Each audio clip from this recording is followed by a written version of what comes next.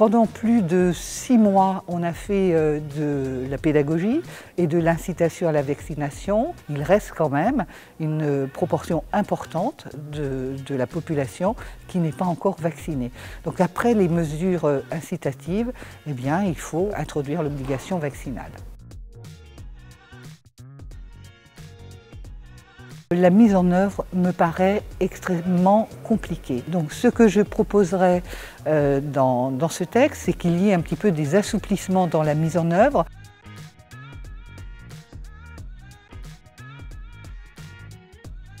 Je voudrais qu'on fasse d'abord confiance aux Français avant de mettre un gendarme et un policier derrière chaque Français. Et c'est la raison pour laquelle j'ai proposé tout d'abord que pour le pass sanitaire, les employeurs, au lieu qu'on aille tout de suite à des mesures de police et à des condamnations pénales, soient mis en demeure de respecter les règles quand ils ne les ont pas respectées.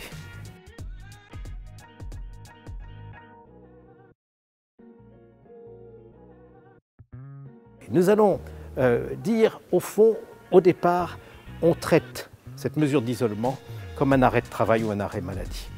La caisse d'assurance maladie va appeler les personnes qui sont positives et les cas contacts pour vérifier qu'ils s'isolent bien. Et à chaque fois qu'il y aura suspicion de non-respect de l'isolement, c'est seulement dans ce cas-là qu'on préviendra l'agence régionale de santé, la préfecture, et que les gendarmes ou les policiers pourront frapper à la porte du domicile.